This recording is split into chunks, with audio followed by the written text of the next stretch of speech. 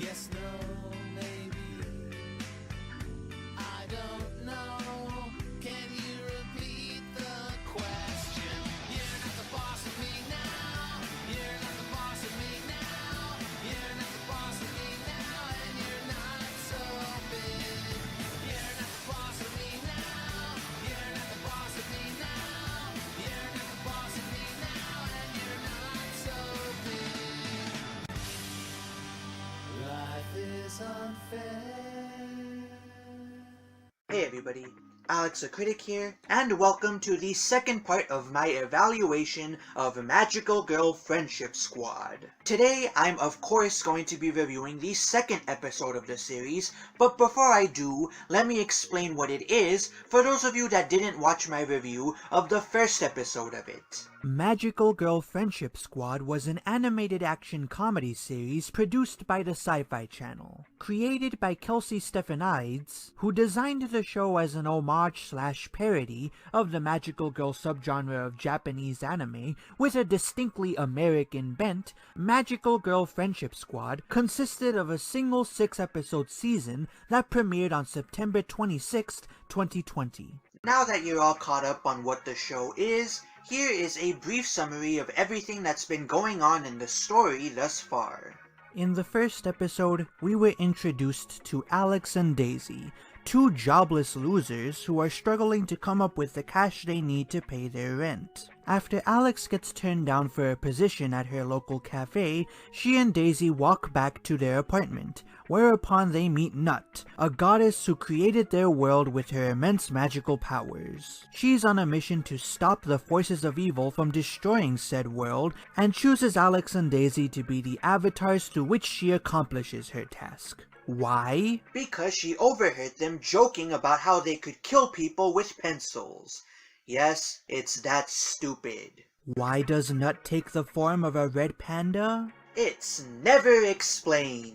Anyways, after receiving their powers and being told what Nut expects them to do, Alex and Daisy go to the cafe to clear their heads. There, they do battle with the cafe's barista, who turns out to be one of the monsters that Nut was warning them about, although it's never made clear what kind of monster she is, and that vagueness leads to a lot of uncomfortable moral implications that I already ranted about in the last review, so I won't get into it here. Anyhow, after being inexplicably capable of using their magical powers to destroy said monster, they chop its body up in their garbage disposal and reluctantly agree to help Nut protect the Earth from other magical beings that seek to destroy it. There, you're all caught up on what's going on, which means that I can finally get on with the review. Let's get started. The episode opens in Alex and Daisy's apartment, where the latter is fast asleep on their couch. Soon enough, Nut barges in and wakes Daisy up by jumping on her stomach. She then jumps over to Alex's room and wakes her up by scratching her with her sharp panda claws. Alex joins Daisy on the couch, where Nut begins to explain what she's been doing all morning. I've been up for several hours doing reconnaissance. I was able to pull security footage from the incident, and this customer stood out to me. Hair that slick can only be achieved through nefarious means. Really? Because I thought him liking vegan muffins was a far greater indication that he was evil. And no, I am not letting that go. Anybody who likes vegan muffins is a subhuman. We're super excited about our new powers and everything, but we're not like wake up at 7 in the morning for a covert mission excited. We've got stuff to do. The cafe Nut is talking about is literally only a block or two away from you guys. You really wouldn't have to do all that much to case it. What could possibly be more important than hunting down the only person that could lead us to the greatest force of evil in It's called the grind, Nut. Ever heard of it? I can't even start applying to programming jobs until I make my vision board, and I really should make a mood board to set the tone for my vision board. Are you sure it's not too late to pick somebody else to be your magical guardian, Nut? What about that nameless guy at the cafe that Alex has a crush on? He seems far more deserving of possessing amazing magical abilities.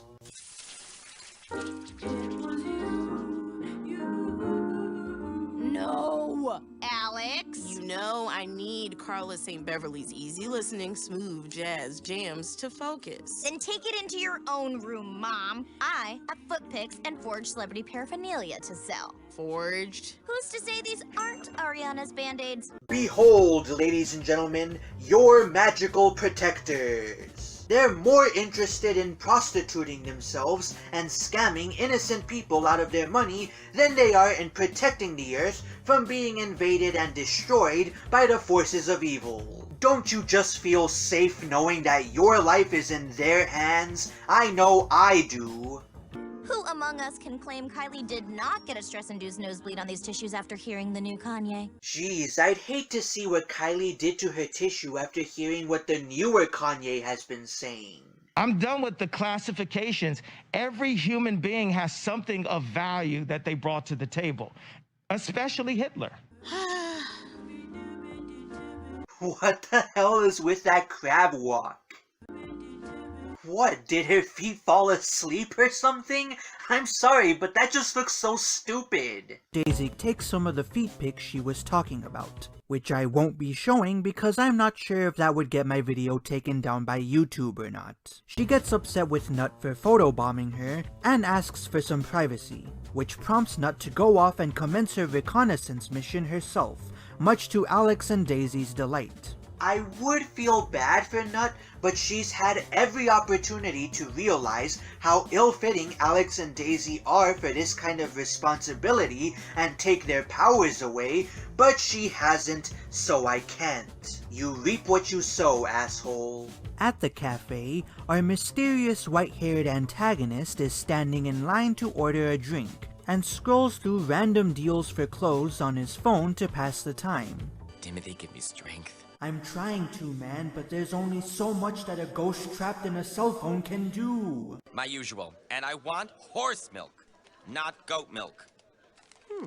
Yes, of course, a preference for horse milk, something that only a vicious villain would have. Also, how has nobody noticed that there's a red fucking panda sitting at one of the booths? Shades or not, I think that Nut would have attracted somebody's attention by now, especially since she isn't doing a very good job of keeping herself concealed. Here, Corvin. Please don't tell me he was dumb enough to give the barista his real fucking name. Corvin. You call that horse milk? I tell you every day that's not a thing, but... See, you can tell that he's the antagonist, because much like our protagonists, he wears a thick coat of plot armor that enables him to go around causing scenes like this at cafes without getting the police called on him. Whoa, Pokemon Go has gotten really fucking good. Oh, so that's why nobody's caught Nut yet, because they're all retards. Excuse me a moment. Forgetting you is a thing that I cannot do. Yet I know it is very true. I'm forgetting you. So Corvin storms out of the cafe and throws his drink into a garbage can, unaware that Nut is tailing him. He then marches off to the office building he works at, which belongs to a business named Aggregon, which, to be fair, is not a horrible name for an evil business. Glaringly obvious, yeah, but not horrible. Back at the apartment, Daisy finishes selling what she claims is a pair of Selena Gomez's used underwear. God, how I wish I didn't have to say that. She loudly gloats about how she made enough money to pay the rent, which Alex overhears from her room. She walks over to the living room and asks Daisy if she made their rent in the last 3 hours, which prompts the following exchange. You made rent in the last 3 hours? Oh, no. Misunderstanding. You spent it on something already, didn't you? What did we say about perverted purchases over $100? But I need it to get into the right headspace to write my fanfiction about Scully hooking up with a girl alien named Daisy. So, why is Alex friends with Daisy again? She's an irresponsible, selfish asshole. Could she just not befriend anybody else? Because if that's the case, I think that says a lot about how bad of a person Alex is. Besides, I'll make it back. You can sell stuff on Star Junk for 10 times what it's worth. So if you guys had an easy as hell way to make money, then why the fuck were y'all so concerned with finding a job in order to pay the rent? Well, Alex, it's because the other Alex doesn't want to scam innocent people. That would be a very plausible explanation, if it weren't for what happens in the very next scene. And if you help, we could work twice as fast. Move over. Hell yeah! I guess we can add being a willing accomplice to a scam operation to the list of reasons why Alex shouldn't be a superhero. These sites are so sinister. Why do people want this shit? I don't know, Alex. Why do people dye their hair blue? Why do people make vision boards? Why do people have Tom Selleck-shaped bongs? Some human beings are just weird, and you are the last motherfucker who gets to criticize others for it. I wish we lived near some quality celebrity trash. Just visit Netflix's headquarters. You'll find a lot of celebrity trash there. Like, where do all the celebrity baby teeth go? Where? Well, obviously, they were taken by the Tooth Fairy, idiot. A dejected Daisy takes a hit from her magic bong and blows her smoke all over the bowl of cereal she was eating. This somehow causes it to turn into a bowl of celebrity baby teeth, and Alex immediately jumps to the conclusion that one of their magical powers involves being able to conjure up any kind of item they want, or at least that would be a conclusion that they just hastily jumped to if it didn't fucking work. Tom Selleck bong, saliva swap with Kristen Stewart. Birth control. Something for the boomers. Tessa Thompson used flossers. Idris Elba grocery list. Chalamet thong. Rihanna's bidet. Okay, so I have several questions. First off, why hasn't Nut told them that they have this ability? Hell, why hasn't she spent all of her time training Alex and Daisy? They've clearly shown that they don't have a handle on these magical abilities. In fact, they don't even know that they have some of these abilities, and instead of helping them come to terms with them and learn how to use them properly, she's wasting all her time on spying missions that might not amount to anything. The only reason why she's tailing the guy with white hair is because she has a gut feeling that he might be a villain. See, this is why I hate Nut. She's just as much of an irresponsible jackass as Alex and Daisy are. Second off, what kind of power is this anyways? Are Alex and Daisy conjuring up new items that are exact replicas of the ones that they're trying to get their hands on? Or are they merely stealing these items via teleportation? Whatever the case is, why the hell don't they just conjure up the money that they need to pay the rent? Alex, don't you remember? Nut specifically told the other Alex and Daisy that they explicitly couldn't use their powers to wish for any amount of money. So I suppose you don't want to hear about the special powers I can grant you. Powers? Fuck yeah! Oh, what kind of powers? Can we wish for $1 million? No. Oh. Okay, fair enough, but why can't they use their power to conjure up valuable items that aren't creepy or gross? Jewelry, designer clothes, electronics? They can get a hold of Robert De Niro's retainer, but they can't conjure up a Rolex watch? I mean, come on! Use your imagination, you Neanderthals! Last but not least, is there any limit to this power? Does it drain them physically? Does it take a lot of mental energy? Is there a limit on the types of items they can make, or how many items they can make? You can't give your characters a power this broken without introducing some kind of drawback to it. Otherwise, that'll lower the stakes of your story, since we know that at any moment, Alex and Daisy could just conjure up a nuke that will blow up all of the bad guys. Or, if they're stealing these items by teleporting them away from somewhere else, they can just wish to steal all of the hearts of the bad guys. Don't worry, Alex. I'm sure that they'll introduce a limit to these powers later on in the episode. Spoiler alert, they don't. Stupid! You're so stupid! Damn, Star Junk. That's rent, utilities, and I can finally pay you back for the money you lent me last year that I didn't tell you about till now. You just love making yourself look like a worse and worse friend with each passing scene, don't you, Daisy? Man, I wish we could keep the Rihanna bidet. Okay, so that line implies that they're stealing these items by teleporting them away from their rightful owners. If that's the case, then how are they going to explain away them putting these items up for sale at the exact same time that they went missing to the police exactly? Also, your heroes, ladies and gentlemen, stealing your personal possessions so that they can make a quick buck off of them.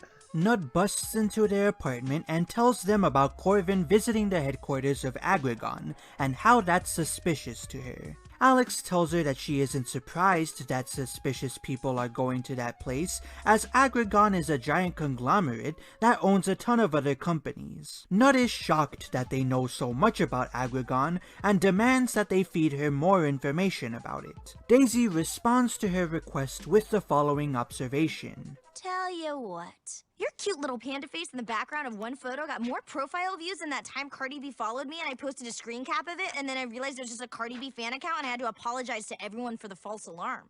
Okay, that wasn't funny, but I will give Anna Akana this. It's genuinely impressive that she was able to deliver that line in one take. I fail to see how this is relevant. You let me take more pictures of you for my Star Junk's Instagram page, and I'll tell you about Aggregon. Deal. But I feel objectified. Welcome to Womanhood on Earth. Yeah, it's bad that womanhood on Earth encompasses being objectified. Which is why I'm going to contribute to the problem by objectifying you for the sake of getting some publicity. Once again, Nut, I'm pretty sure that you've just doomed the entire human race by granting these two your magical powers. I'll catch up with you guys once all this inventory gets picked up. Tom Selleck Barnes, Tiny Panda Cowboy Hat. Alright, wait, so they are just creating new items from thin fucking air? How the hell does this power of theirs work? Fuck it, let's just keep going. Alex goes to the kitchen where she grabs a basting spoon and starts singing to herself. She gets interrupted by a knock on her door, and it's here where we're introduced to...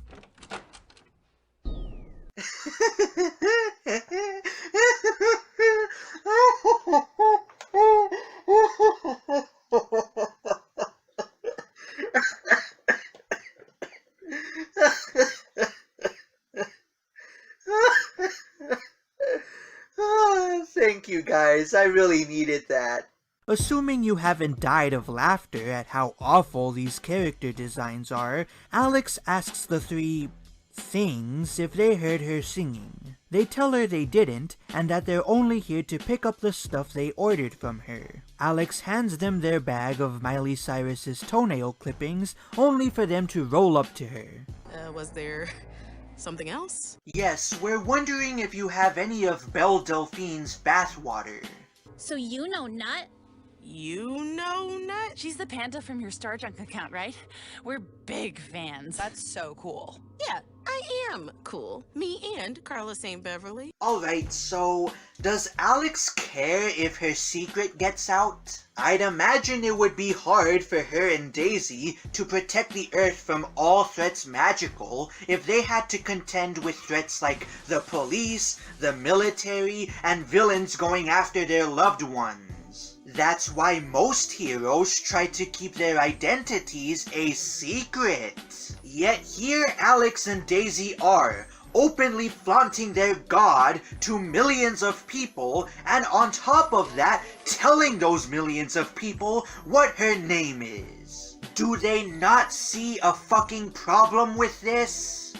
I'm Alex. And now she gave them her real name? I'm sorry, but I'm playing the clip again.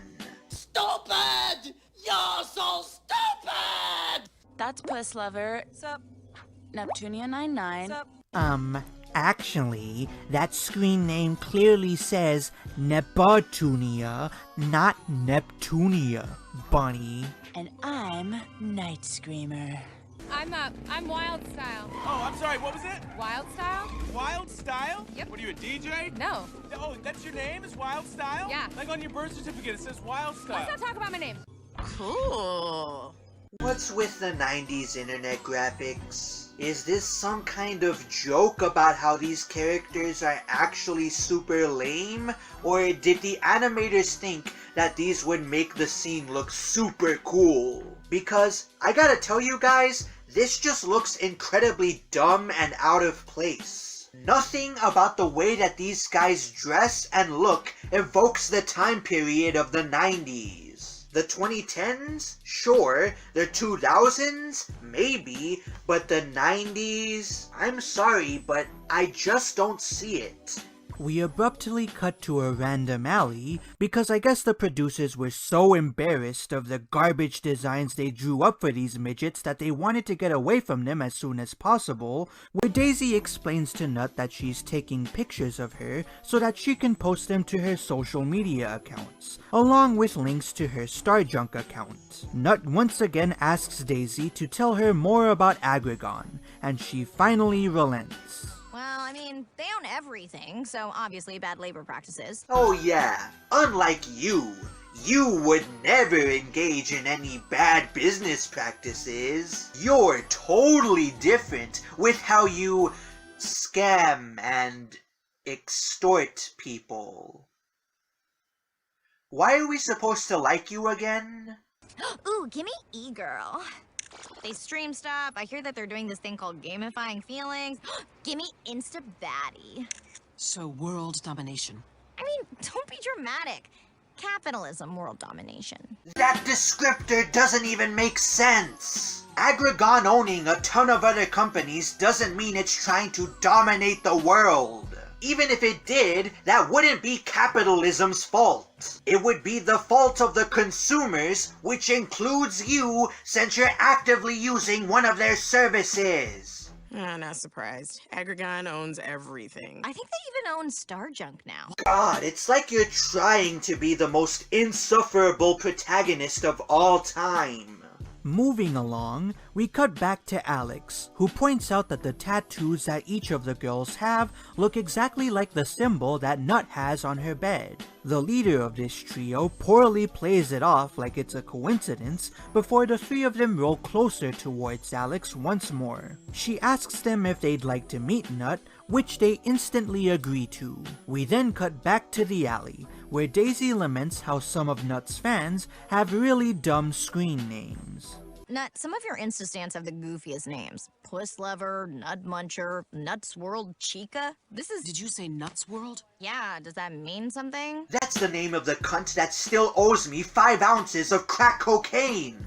Alex arrives with her 3 midget clowns at her side and greets the pair. The leader of the trio hyperventilates upon meeting the real Nut, and they all start screaming in excitement. That's understandable. I had the exact same reaction when I found out that Rooster Teeth was closing down.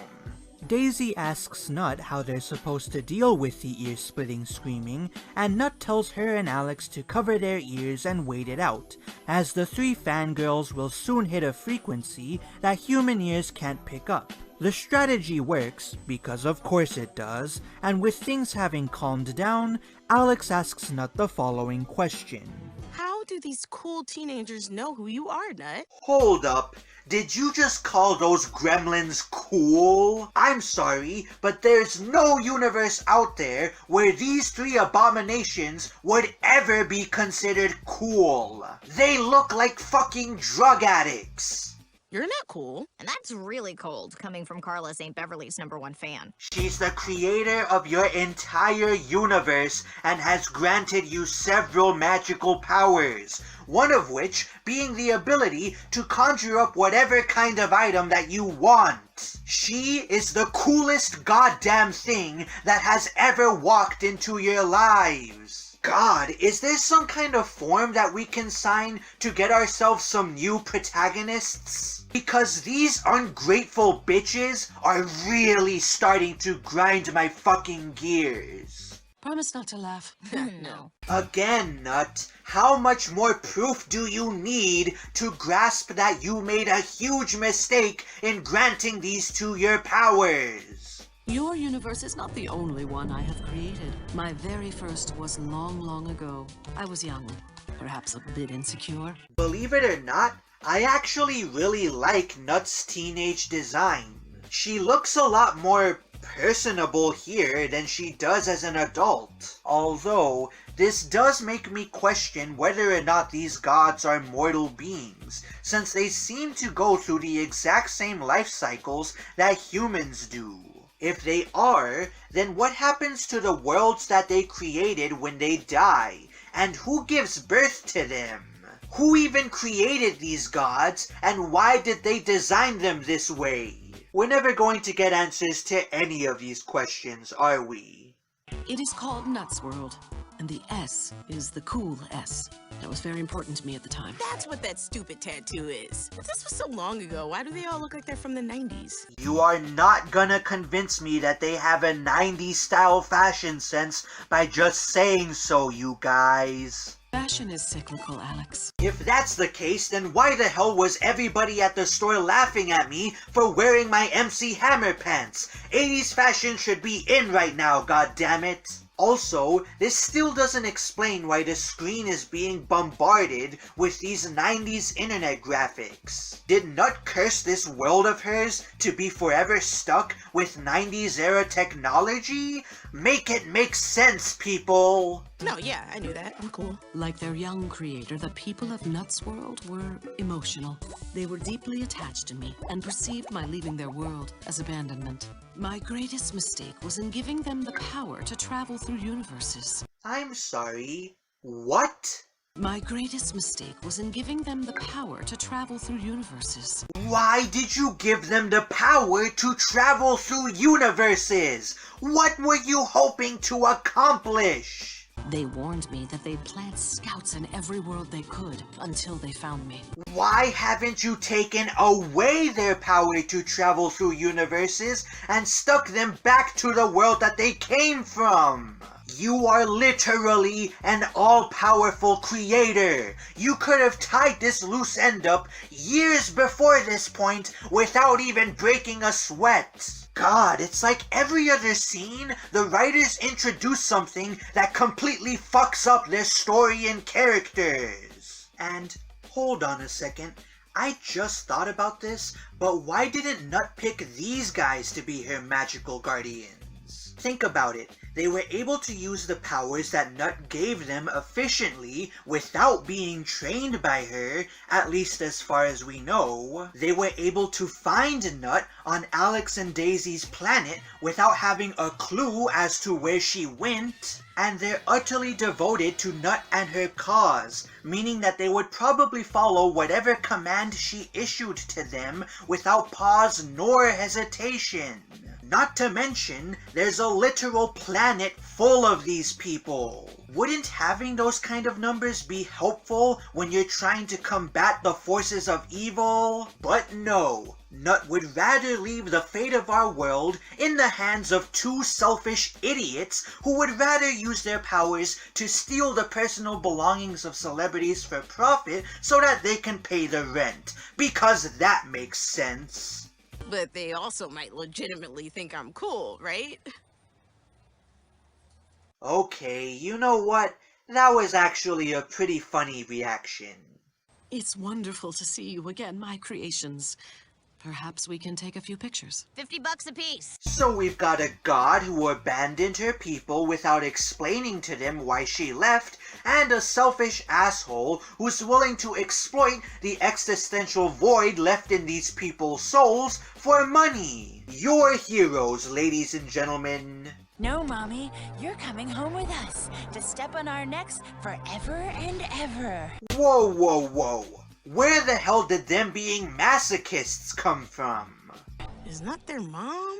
Or are they, like, into her sexually? Both. I get it. It's exactly how I feel about Gillian Anderson. Let's waste time wondering what a random threat means instead of defending our friend from people that are currently trying to kidnap her. Silence! Yeah, I saw that coming from a mile away. Why the hell are these idiots our heroes again? We shall decide your fate as all decisions on Nuts World are made. A round of Super Smash Bros. Ultimate. Truth or dare? Do you guys just hate fun?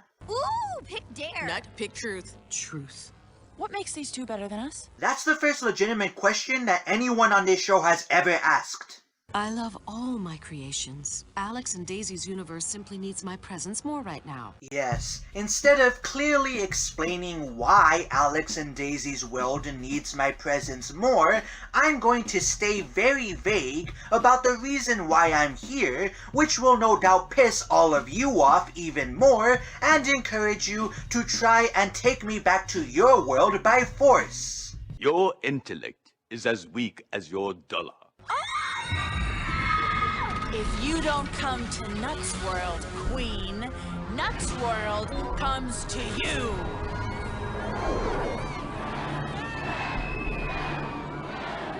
Wow, this show did not hide its low budget very well, did it? Look at all of these copy-pasted character designs. Would it have killed the animators to at least give some of these girls different hairstyles? Or at least different hair and eye colors? What about clothes? Would different clothes have been too much work to draw? This is really starting to err on the lazy side of animation production. And need I remind you that this is a primetime television show that you need to pay to watch. How insulting is that? And wait, those 90s era computer windows are what these guys use to travel through dimensions? How the hell does that work? Do they use computer monitors as wormholes and stick them into different universes? It just raises too many questions. I can't reach my bong! If only I had been sensible enough to strap it to my waist like a responsible hero. Denizens of Nuts World, our queen must be convinced. Okay, what's with the getup here? Is this like a fetish thing or something? Because it looks more stupid than it does sexy. To return to us, let us show her our devotion with the infinite grind line. Grind, my beauties, grind for our queen. On the one hand, this is about the stupidest attack that I've ever seen in an animated series, but on the other hand, it's clearly making Nut incredibly uncomfortable, and I absolutely hate her as a character. So keep on grinding, you weirdos. This is not necessary. Please, we can discuss a future visit. Well, perhaps if you hadn't given them the ability to travel through universes, you wouldn't be in this mess in the first place, moron! This is super fucked up, Alex. Is this dancing really that traumatizing for you guys? Because y'all chopped up a dead body in your kitchen sink last episode. I would think that this would come across as child's play compared to that. Or am I the only one who actually remembered what happened last episode? What do we do? I don't know. I can't think with this garbage music playing. As a matter of fact, where is this garbage music even coming from anyways? Alex yells out that she needs to listen to her smooth jazz music in order to think of a way out of this mess, and her magical birth control pills start to play the song she was thinking about, which, like I mentioned a moment ago, we don't see being played on anything, so I can only assume it's coming out of thin fucking air. The emo lesbian goblins stop grinding on one another. I seriously cannot believe I had to say that.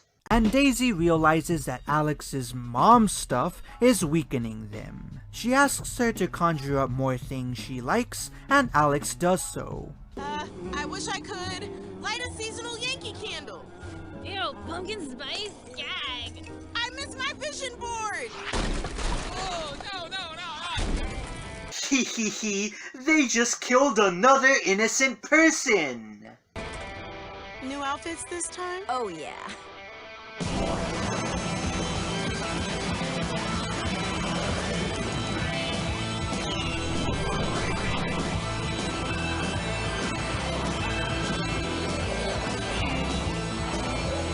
Wow, that transformation scene was actually animated pretty well. It's a pity that we had to sit through 9 minutes of straight garbage to see it. Time to fight horny with horny. Do you really have to? Just conjure up a machine gun and shoot them. I mean, you've already established that you're more than okay with killing innocent people, so why not just be efficient about it? Bomb Selleck, mustache ride! I don't know who this Selleck guy is, but his mustache is sexy. You know, it actually would have been a lot funnier if the girl instead went, "I'm asexual, so this isn't really doing anything for me." Birth control! Regulated cycle! Did you really have to do a convoluted magical move to get Nut out of there? I'm pretty sure she could have just ran over to you two on her own. It's not like she was being held down or anything. How do we finish them off? I don't know, we've only had magical powers for like 3 days. First off, that hasn't stopped you from being amazing at using them up to this point. Second off, machine gun, bullets, conjure them. This is not rocket science. Surprisingly, Nut remembers that these guys are supposed to be heroes who protect people and urges them not to kill the emo lesbian goblins, arguing that their chaotic horny behavior is not their fault, as she made them that way. I'm not kidding, by the way. She actually uses the term chaotic horny. Listen. It's not their fault for being chaotic horny. And people wonder why I hate modern adult animation. Alex asks how they're supposed to stop the emo lesbian goblins from kidnapping Nut again, and it's then that Daisy comes up with an idea. Box Selleck, cloud compute!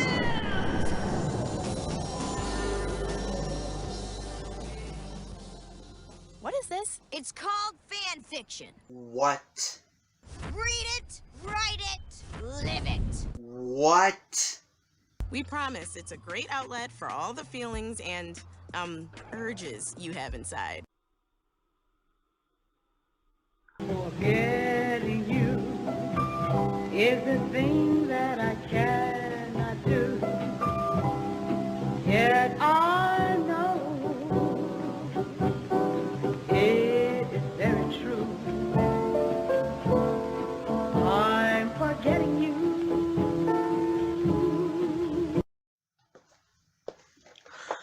Okay, so where do I even begin here? Are you fucking kidding me? You expect me to buy that an entire world filled with sexually frustrated, emotionally volatile lesbians with access to the internet never came up with the idea of writing fanfictions on their own? They make entire websites dedicated to flaunting their love of poetry and the occult, and yet they never once considered writing stories about getting with the god they're so obsessed over? I can forgive a lot of shit, writers, but that right there, that is bullshit. I refuse to buy that this world of all worlds has yet to invent fanfiction. That doesn't make any sense. It is dumb. Ah! Ooh, and look up my series. It's called the XXX Files. You'll dig it. How are they supposed to find your fanfiction series if it's only been uploaded to your world's version of the internet, retard? I still love you all. That's why I left you guys, with no warning or explanation, no doubt plunging your society into total spiritual chaos, and I'm still refusing to offer y'all an explanation as to why I'm staying in this other world. Aren't I the most benevolent god you've ever worshipped? I will return to Nuts World someday, if you use the gift of fan fiction responsibly. I swear to me that if I see one story that has any incest or lolicon in it, I'm destroying y'all myself. Oh my god! Nut touched Night Screamer! Nut touched Night Screamer! Stay away! I'm never washing again! I would ask how this world hasn't nuked itself with how emotionally and mentally unstable its inhabitants are, but this episode is almost over, so fuck it, let's just keep moving. So Perfect Nut had a weird, horny teen phase just like the rest of us. I have never been happier. Jog on. Hey, Star Drunker! This can't be Shailene Woodley's bathwater because I just read that she doesn't bathe! This guy has officially become my favorite character in the entire show. As a matter of fact, can we see that one more time? Hey, Star Drunker! Again. Hey, Star Drunker! Again. Hey, Star Drunker! Just one more time. Hey, Star Drunker! Okay, you know what? Just for giving me that, my feelings towards this episode have softened. So let's see how they end it. Maybe I'll get out of the celebrity worship game for a while. I think that would be best. Really? That's the lesson you're taking away from this? That you shouldn't worship celebrities? Not that you shouldn't scam innocent people out of their hard-earned money, or that you should learn to be more responsible with the money that you do have? Not even that you should learn to respect other people's interests? After all, it was Alex's mom's stuff that got you guys out of this mess. Where's her apology? God, you really are just a shallow bitch, aren't you? The episode ends with a song from Alex's favorite artist, Carla St. Beverly, playing in the background as the camera pans up to a pretty decent view of a sunset. So that was the second episode of Magical Girl Friendship Squad, and to nobody's surprise, it wasn't very good. Much like the pilot, this episode suffers from the problem of presenting the show's protagonists, whom we're supposed to be rooting for, as thoroughly unlikable. Daisy is shown to be an objectifying con artist who's perfectly fine with stealing money from her own best friend and never telling her about it until she's able to pay it back, while Alex is portrayed as an equally scummy and lazy asshole who would rather make vision boards than save the world from magical threats with the powers she was granted. Then you have Nut, a callous idiot who abandons the very people she created without warning or even an explanation as to why she's leaving, and entrusts her powers to two selfish assholes on the fact that she overheard them talk about how they killed people. On top of that, she refuses to strip the two selfish assholes of her powers no matter how many times they prove to her that they aren't the right fit for the job. None of that would be a problem, so long as the jokes about the rotten personalities of our protagonists were the least bit funny, or if the series was specifically about how these two aren't deserving of their powers because they're villains, but they aren't, and it's not. If that wasn't bad enough, this episode continues the trend of these guys being incredibly proficient with their powers without any training or them even making any mistakes. Daisy and Alex discover that they have the ability to conjure whatever item they feel like having, something that they learned by complete accident, mind you, and they're able to use it flawlessly to get whatever they want with no hassle or even drawbacks. That's ignoring the fact that we don't even know how this power of theirs works. Perhaps the worst thing about this episode is how little it accomplishes in terms of moving the overarching story forward. Think about it. What actually happened in this episode? We learned that one of the antagonists, that being the trench coat wearing guy with flowing white hair, is named Corvin, and that he works for a giant corporation named Agragon that may or may not have ties to the life-destroying gods that Nut was warning Daisy and Alex about in the last episode. We learned that Nut used to be an insecure, horny teenager who created universes that were inspired by her own personality at the time, and Alex and Daisy discover a new power that, of course, Nut hadn't told them about before. That's it. Need I remind you guys that this series is 6 episodes long? We are officially 1/3 of the way through the plot, and nothing has happened. Not even the animation can bail out the awful storytelling on display here. Outside of the aforementioned transformation scene, the animation takes a huge downgrade, with choppy movements, recycled character designs, and an overall unappealing art style. If you were someone who was willing to stick with the show even after watching the pilot episode, then I feel that this is where you would definitely drop it, and I wouldn't blame you for that in the least. I'm Alex the Critic, and I'll see you guys next time.